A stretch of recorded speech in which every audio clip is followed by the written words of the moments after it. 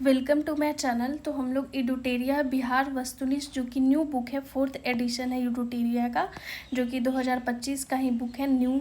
ठीक है, तो ऑब्जेक्टिव है सामान्य अध्ययन बिहार रिलेटेड जो भी बीपीएससी का एग्ज़ाम हो या फिर बिहार एसएससी, बिहार एसआई या फिर जो शिक्षक भर्ती होता है, बिहार पुलिस, जो भी बिहार का सभी जो भी एग्ज़ाम होता है बिहार में, उसके लिए बहुत ही इंपॉर्टेंट है। तो टोटल इसमें 53 प्रैक्टिस सेट है, जिसमें आज हम लोग 3rd नंबर का प्रैक्टिस सेट डिस्कस करेंगे।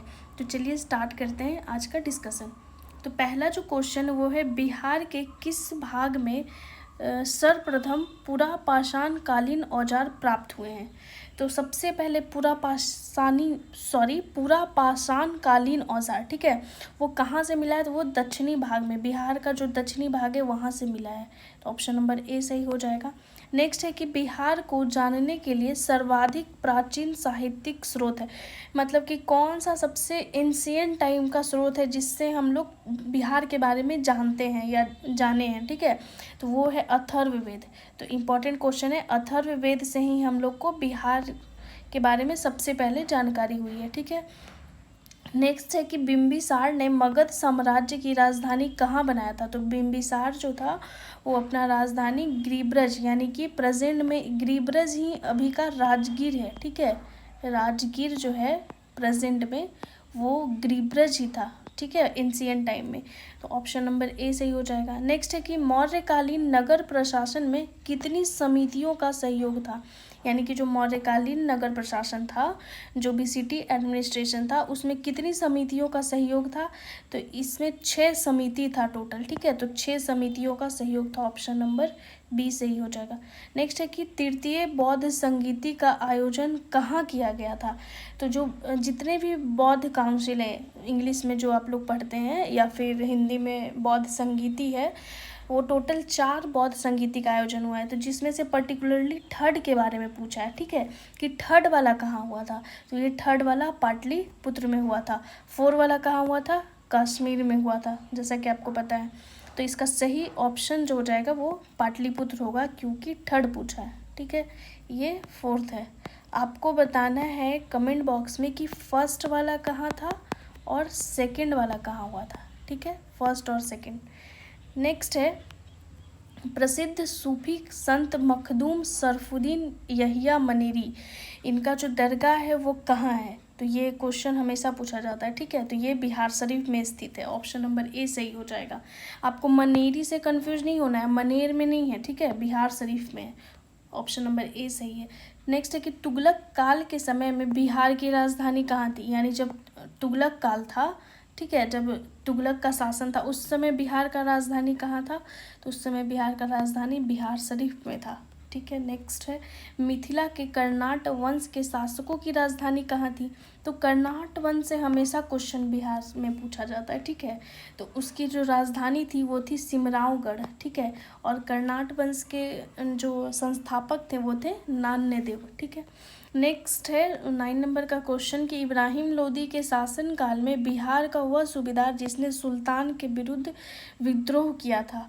मतलब इब्राहिम लोदी जब शासनकाल में था, ठीक है, लोदी वंश जब चल रहा था, तो उस समय सुल्तान, कौन सा सुल्तान के विरुद्ध विद्रोह किया था बिहार का सूबेदार?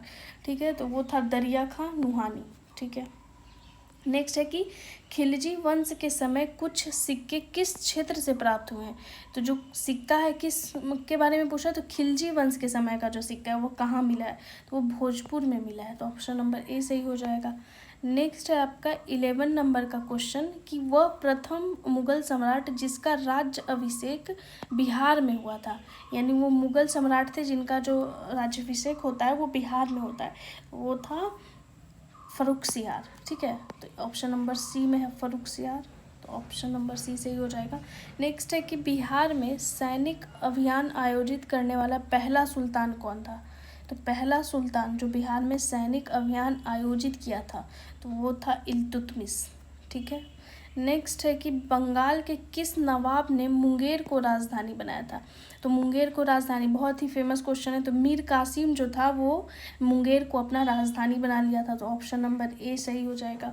नेक्स्ट है कि बिहार को अलग राज्य के रूप में स्थापित करने के लिए किस राजनेता का सक्रिय योगदान रहा?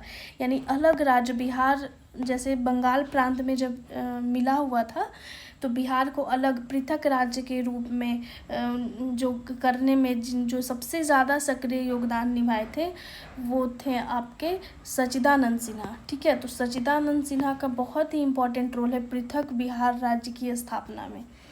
तो ठीक है, नेक्स्ट है कि बिहार में व्यक्तिगत सत्याग्रह, जो इंग्लिश में इंडिविजुअल सत्याग्रह आप लोग पढ़ते हैं, तो पूछ रहा है कि इंडिविजुअल सत्याग्रह के पहले सत्याग्रही कौन थे, बिहार में पूछा है। ठीक है, इंडिया लेवल पे बात नहीं हो रहा है, यहाँ पे बिहार में पूछा है, तो वो थे श्री कृष्ण सिंह। सेकंड सत्याग्रही कौन थे, अनुग्रह नारायण सिंह। तो ये थे सेकंड, ये थे फर्स्ट। ठीक है, तो ऑप्शन नंबर सी सही हो जाएगा। नेक्स्ट है कि पटना का जो चर्चित सचिवालय गोलीकांड है कब हुआ था, तो ये भारत छोड़ो आंदोलन के दौरान हुआ था। ठीक है, लेकिन अब पर्टिकुलरली डेट आपको याद रखना है कि किस डेट को हुआ था। तो ये सचिवालय गोलीकांड 11 अगस्त 1942 को हुआ था। ठीक है, जिसमें से जो स्टूडेंट होते हैं वो सचिवालय में झंडा फहराने जाते हैं, तो अंग्रेज जो है गोली चला देता है, तो उन लोग शहीद हो जाते हैं। तो वही है सचिवालय गोलीकांड, 11 अगस्त 1942।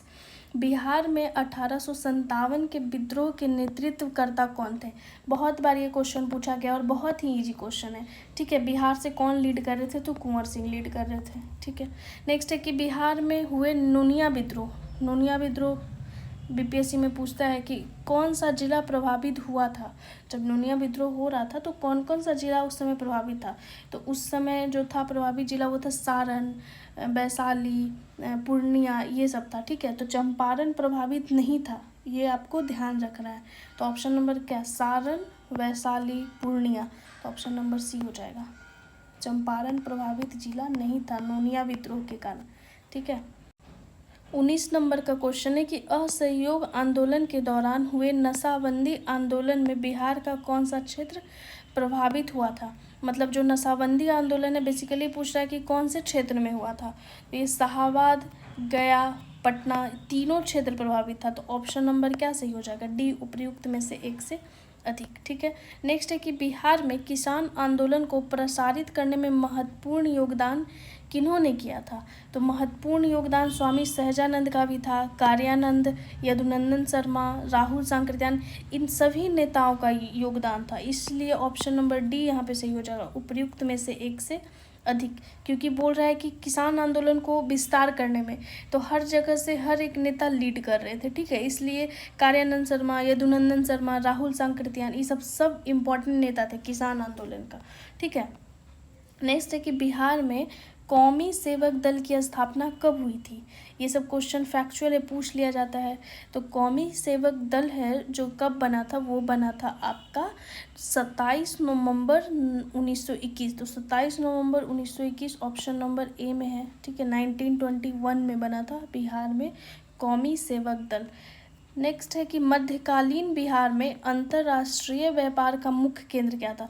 तो मध्यकालीन यानी कि जब मिडिवल हिस्ट्री का हम लोग बात करें उस समय इंटरनेशनल लेवल का जो ट्रेड का मेन सेंटर था वो कहाँ था। ठीक है, तो ये पटना और भागलपुर मेन सेंटर था मध्यकालीन बिहार में।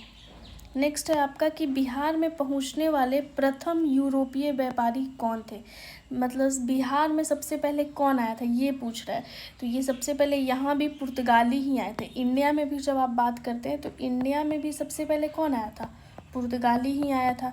तो इंडिया में या फिर पूछते फिर बिहार में, तो हमेशा याद रखिएगा पहला यूरोपियन जो आया था वो था पुर्तगाली। ठीक है, ये हमेशा आप याद रखिएगा, पुर्तगाली ही आया था बिहार में भी और इंडिया में भी। नेक्स्ट है कि बिहार में होम रूल आंदोलन के अध्यक्ष कौन थे। मतलब होम रूल जो लीग था तो बिहार में पूछ रहा है कि ऐसे तो इंडिया लेवल पे हम लोग होम रूल आंदोलन के बारे में क्या जानते हैं कि जब एनी बेसेंट और बाल गंगाधर तिलक वो लोग होम रूल लीग की स्थापना करते हैं, तो इसी तरीके से बिहार भी अपना प्रभावित होता है। तो उस समय जो होम रूल आंदोलन के अध्यक्ष थे वो कौन थे, वो थे मजहरूल हक। ठीक है, तो मजहरूल हक बहुत ही इम्पॉर्टेंट लीडर हैं होम रूल लीग से जुड़े हुए बिहार में। ठीक है, नेक्स्ट है कि देशेर कथा, यानी कि इसका हिंदी हुआ देश की बात के लेखक कौन है? तो देशेर कथा लिखा गया है सखा राम गणेश देवस्कर के द्वारा। तो ये फैक्चुअल है, ठीक है, पूछ लेता है एग्जाम में। नेक्स्ट है कि बिहार प्रांत का गठन कब किया गया था? मतलब बिहार एक अलग प्रांत बना था, वो कब बना था? तो ये 22 मार्च 1912 को बना था, अलग गठन हुआ था। इसीलिए हम लोग 22 मार्च को क्या सेलिब्रेट करते हैं? बिहार दिवस सेलिब्रेट करते हैं, ठीक है। नेक्स्ट है कि भारतीय संविधान के किस अनुच्छेद के अंतर्गत राज्यपाल द्वारा मुख्यमंत्री की नियुक्ति की जाती है? तो कौन सा आर्टिकल रिलेटेड है राज्यपाल द्वारा मुख्यमंत्री की नियुक्ति से? तो ये आर्टिकल 164 रिलेटेड, ठीक है, नियुक्ति से, मुख्यमंत्री की नियुक्ति राज्यपाल द्वारा की जाती है, आर्टिकल 164, ठीक है। नेक्स्ट है आपका, राज्य का वास्तविक प्रधान निम्न में से कौन होता है? पूछ रहा है रियल एग्जीक्यूटिव कौन होता है? तो रियल एग्जीक्यूटिव कौन होते हैं? मुख्यमंत्री होते हैं। नॉमिनल कौन होते हैं? राज्यपाल होते हैं, ठीक है। तो ऑप्शन यहाँ पे है वास्तविक, तो मुख्यमंत्री हो जाएंगे। नेक्स्ट है कि पंचायती राज संस्थानों में महिलाओं को 50% आरक्षण देने वाला भारत का पहला राज्य कौन है? तो वो बिहार ही है। बिहार ही पहला राज्य है जहाँ पे पंचायती राज इंस्टीट्यूट में 50% महिलाओं के लिए सीट रिजर्व्ड है, ठीक है। कौन से एक्ट से? तो बिहार पंचायती राज एक्ट 2006, ठीक है। ये क्वेश्चन बीपीएससी पूछ चुका है कि किस एक्ट से, किस वर्ष ये एक्ट आया था, ठीक है। नेक्स्ट है कि बिहार विधानसभा जो लेजिस्लेटिव असेंबली होता है उसमें अनारक्षित सीटों की संख्या कितनी है? अनारक्षित मीन समझे, जहाँ रिजर्वेशन नहीं है, तो 203 सीट है जो अनरिजर्व्ड है, ठीक है। तो क्वेश्चन ध्यान से पढ़िएगा कि क्या पूछ रहा है। नेक्स्ट है, स्वतंत्रता पश्चात बिहार में पहला चुनाव कब कराया गया था? यानी जब हम लोग आज़ाद हो गए थे, स्वतंत्रता की प्राप्ति हो गई थी, तो बिहार में पहला चुनाव कब हुआ था, ये क्वेश्चन है। ये हुआ था 1952 में, ठीक है। तो 1952 ऑप्शन नंबर सी सही हो जाएगा। नेक्स्ट है 32 नंबर का क्वेश्चन कि बिहार के किस जिले में सोमेश्वर की पहाड़ी स्थित है? तो सोमेश्वर की पहाड़ी कहाँ स्थित है? पश्चिम चंपारण में, तो ऑप्शन नंबर सी सही हो जाएगा। नेक्स्ट है कि Vidhan Parishad means legislative council. तो बात कर रहे हैं कि लेजिस्लेटिव काउंसिल में सदस्यों का कार्यकाल कितने वर्षों का होता है? तो आपको भी पता है कि जो लेजिस्लेटिव काउंसिल होता है वो परमानेंट होता है, तो बेसिकली 6 वर्ष का होता है, ठीक है, विधान परिषद में। क्योंकि आपको पता है कि बिहार में क्या है, दोनों है, लेजिस्लेटिव असेंबली भी बिहार में प्रेजेंट है और लेजिस्लेटिव काउंसिल भी बिहार में प्रेजेंट है। तो लेजिस्लेटिव काउंसिल के बारे में बात कर रहे हैं कि इनके जो मेंबर होते हैं वो कितने साल के लिए चयनित होते हैं? वो 6 साल के लिए चयनित होते हैं, ठीक है। नेक्स्ट है कि राष्ट्रीय आपातकाल के दौरान किसी भी राज्य में विधानसभा की अवधि प्रत्येक बार में कितने समय के लिए बढ़ाई जा सकती है?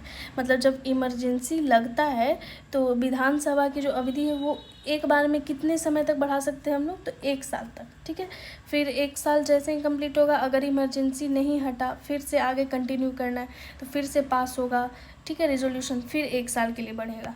नेक्स्ट है कि बिहार में पहली बार राष्ट्रपति शासन कब लगा था? ये बहुत ही इम्पोर्टेंट है। तो पहली बार जो राष्ट्रपति शासन लगा था वो लगा था 1968-69 में, 1968-69 के समय पहली बार। और ये भी पूछ देता है कि उस समय के गवर्नर कौन थे? तो गवर्नर आपको ध्यान रखना है कि जब पहली बार राष्ट्रपति शासन लगता है तो उस समय गवर्नर थे नित्यानंद कानूनगो। यहाँ पे मैं लिख दे रही हूँ, नित्यानंद कानूनगो।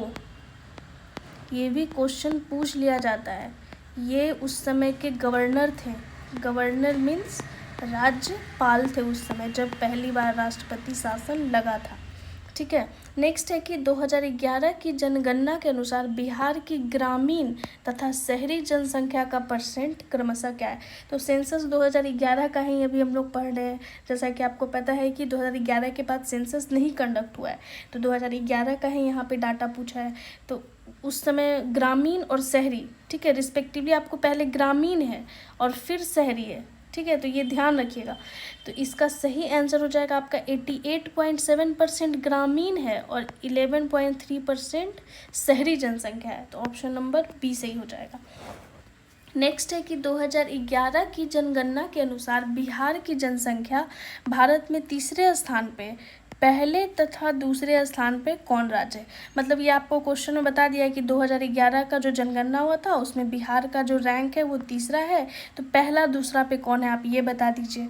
ठीक है, तो पहला पे है उत्तर प्रदेश और दूसरा पे है महाराष्ट्र, तो ऑप्शन नंबर सी में है ये उत्तर प्रदेश एवं महाराष्ट्र, और तीसरा है अपना बिहार। ठीक है, जनसंख्या के अकॉर्डिंग। नेक्स्ट है कि बिहार का पहला दूरदर्शन केंद्र कहाँ स्थापित किया गया था। तो बिहार का पहला दूरदर्शन केंद्र था, तो आपको भी पता है इसका सही आंसर कहाँ होगा, मुजफ्फरपुर। मुजफ्फरपुर में बिहार का पहला दूरदर्शन केंद्र स्थापित किया गया था। नेक्स्ट है बिहार की प्रथम चीनी मिल मढ़ौरा कहाँ है, सारण में। ठीक है, तो इसकी स्थापना किस वर्ष की गई थी, तो ये पूछा गया क्वेश्चन है। ठीक है, पूछ लेता है बीपीएससी हमेशा कि प्रथम चीनी मिल जो है वो मढ़ौरा सारण की स्थापना किस वर्ष की गई थी, या फिर ऐसे पूछ देगा कि जो चीनी मिल था प्रथम चीनी मिल वो कब तो पूछ दिया, लेकिन कहाँ पूछ देगा कि प्रथम चीनी मिल की स्थापना कहाँ की गई थी। तो ये मढ़ौरा सारण में की गई थी, और कब की गई थी, तो 1904 में की गई थी। ठीक है, तो आपको दोनों याद रखना है, 1904 में प्रथम चीनी मिल, मढ़ौरा सारण। ठीक है, नेक्स्ट है कि बिहार का कौन सा जिला पड़ोसी देश नेपाल के साथ सीमा साझा नहीं करता है। क्वेश्चन सही से पढ़िएगा, ठीक है, नहीं करता है पूछा है, तो इसमें जो है पश्चिम चंपारण। ठीक है, तो पश्चिम चंपारण आपका करता है नेपाल से जिला, ये साझा करता है सीमा, बट पूर्णिया नहीं करता है। ठीक है, शिवहर भी नहीं करता है, तो ये दोनों नहीं करता है, तो पूर्णिया और शिवहर, तो ये हो जाएगा उपर्युक्त में से एक से अधिक हो जाएगा। ठीक है, क्योंकि पूर्णिया नहीं नेपाल से, क्योंकि किशनगंज है, अररिया है और पूर्णिया बीच में है। ठीक है, यहाँ किशनगंज, यहाँ अररिया है, पूर्णिया है, नहीं करेगा। ठीक है, तो ध्यान रखिएगा ऐसा क्वेश्चन, मतलब आपको अगर मैप बिहार का अच्छे से याद है तो आप इजली वे में बना दीजिएगा ये सब क्वेश्चन। नेक्स्ट है कि बिहार के किस क्षेत्र में धारवाड़ चट्टान पाए जाते हैं। तो धारवाड़ चट्टान किधर पाया जाता है, आपका इधर इस साइड, जैसे कि रफली अगर बिहार, अगर हम यहाँ पे ड्रॉ करते हैं, सॉरी यहाँ पे बना दे रहे हैं। ठीक है, यहाँ पे अगर रफली बिहार है, ठीक है, ये गंगा नदी है, तो इधर वाला क्षेत्र में पाया जाता है धारवाड़। तो ये कौन सा डायरेक्शन हो गया इसका, तो सदर्न साउथ में। ठीक है, ये तो दक्षिण वाला जिला, दक्षिण में भी किधर है, पूरब में, तो दक्षिण पूरब हो जाएगा आंसर, ऑप्शन नंबर ए हो जाएगा। इधर धारवाड़ और इधर है विंध्यन रेंज। ठीक है, तो ये कौन सा डायरेक्शन, ये है दक्षिण, और इधर क्या है पश्चिम, दक्षिण पश्चिम में क्या हो जाएगा, इधर आ जाएगा विंध्यन रेंज। तो यहाँ पे लिख दे रहे हैं विंध्यन, इधर है धारवाड़। ठीक है, ये गंगा नदी है, ये वाला सिंबॉलिक है बिहार। ठीक है, नेक्स्ट है कि गंगा के मैदानी क्षेत्रों की पुरानी कछारी मिट्टी निम्न में से किस नाम से जाना जाता है। तो पुरानी कछारी मिट्टी का बेसिकली क्या नाम है, दूसरा किस नाम से हम लोग जानते हैं, तो बांगर के नाम से जानते हैं। ठीक है, नेक्स्ट है कि समुद्र तल से बिहार की औसत ऊंचाई, यानी कि जो एवरेज हाइट है वो बिहार का कितना है, सी लेवल से बिहार का जो औसत ऊंचाई वो कितना है। तो ये भी क्वेश्चन फैक्चुअल है और पूछ लेता है। ठीक है, तो ये 53 मीटर है, ऑप्शन नंबर बी सही है, तो ये भी इम्पॉर्टेंट है आपका। नेक्स्ट है कि बिहार राज्य की भू आकृति निम्न में से सामान्यतः किस प्रकार की है। तो जैसे कि अभी आप देखें कि रफली हम ऐसे बना दिए। ठीक है, बिहार को हम रफली ऐसे, बिहार का जो मैप है वो लगभग रफली मतलब इस तरीके, तो आपको ये कैसा दिख रहा है, रेक्टेंगल टाइप का दिख रहा है ऐसे हल्का। ठीक है, तो आयताकार हो जाएगा, 44 का ए हो जाएगा, आयताकार। नेक्स्ट है कि कोपेन के अनुसार उत्तरी बिहार की जलवायु किस प्रकार के जलवायु प्रदेश में आते हैं। तो कोपेन क्लासिफिकेशन होता है जहाँ पे जलवायु के आधार पे बांटा जाता है रीजन को। ठीक है, तो बोल रहा है कि जो नॉर्थ बिहार है, ये आपका ये नॉर्थ बिहार जो है वो कोपेन के अकॉर्डिंग कौन से क्लासिफिकेशन में क्लासीफाई हुआ है, कोपेन के अकॉर्डिंग, तो ये CWG में क्लासीफाइड है। ठीक है, जलवायु के अकॉर्डिंग CWG में, CWG ऑप्शन नंबर सी सही हो जाएगा। नेक्स्ट है कि बिहार का अधिकांश भाग निम्न में से किस प्रकार की मिट्टी से आच्छादित है, मतलब ज़्यादातर कौन सा मिट्टी बिहार में पाया जाता है, तो वो कछारी मिट्टी पाया जाता है, तो ऑप्शन नंबर ए हो जाएगा। नेक्स्ट है कि बिहार के कितने प्रमंडलों से होकर गंगा नदी प्रवाहित होती है। ठीक है। तो ये कितने प्रमंडल से होके 7 प्रमंडल से होके गंगा नदी प्रवाहित होती है। और टोटल जो बिहार में प्रमंडल है, टोटल प्रमंडल कितना है बिहार में? 9 प्रमंडल है, ठीक है। तो 9 में से 7 प्रमंडल में 9 प्रमंडल है, ठीक है। टोटल 9 प्रमंडल है बिहार में, जिसमें से 7 प्रमंडल से गंगा नदी प्रवाहित हो जाती है, ठीक है। नेक्स्ट है कि ककोलत जलप्रपात बिहार के किस जिले में है? ककोलत, तो ककोलत कहाँ है? नवादा जिला में है। तो ऑप्शन नंबर बी है सही, ककोलत जलप्रपात। नेक्स्ट है कि निम्न में से कौन सा जल कुंड राजगीर में स्थित नहीं है? ठीक है, नहीं हमेशा पढ़ना है क्वेश्चन में, क्योंकि स्टूडेंट वहीं पे गड़बड़ कर देते हैं। वो उनको लगता है अरे जलकुंड राजगीर में कहाँ है, तो हड़बड़ में वो देख लेते हैं। लेकिन हमेशा ध्यान रखना है कि नहीं है, जहाँ पे पूछा जाए वहाँ पे हमेशा आपको वहाँ पे मार्क कर लेना है कि नहीं है पूछा है, ठीक है। तो ऑप्शन नंबर सी, लक्ष्मण कुंड राजगीर में नहीं है। बाकी मखदूम कुंड हो गया या फिर सूर्य कुंड हो गया, गोमुख कुंड हो गया, ये सब राजगीर में है, और लक्ष्मण कुंड राजगीर में नहीं है। नेक्स्ट है कि बिहार के किस जिले को मक्का का घर कहा जाता है? ठीक है, तो मक्का का घर कौन सा जिला को कहा जाता है? तो ये बेगूसराय को कहा जाता है। बेगूसराय को हम लोग कहते हैं मक्का का घर, क्योंकि वहाँ मक्का का प्रोडक्शन ज़्यादा होता होगा, ठीक है, जाहिर सी बात है। तो ये था आज का डिस्कशन, जहाँ पे हम लोग डिस्कस किए, ठीक है, सेट नंबर 3। तो आप देख रहे हैं कि ये जो प्रैक्टिस सेट है बिहार का, इसमें सब कुछ है। जैसे हिस्ट्री से भी क्वेश्चन पूछ दे रहा है, ज्योग्राफी से भी क्वेश्चन पूछ दे रहा है, पॉलिटी से भी क्वेश्चन पूछ दे रहा है, हर तरीके से क्वेश्चन आ रहा है। तो बहुत ही इंपॉर्टेंट प्रैक्टिस सेट है बिहार स्पेशल के लिए, स्पेशली बहुत अच्छा ये बुक है। तो आई होप सो आपको मेरा वीडियो अच्छा लगता होगा। तो ज़्यादा से ज़्यादा लाइक कीजिए, शेयर कीजिए, सब्सक्राइब कीजिए। Thank you so much.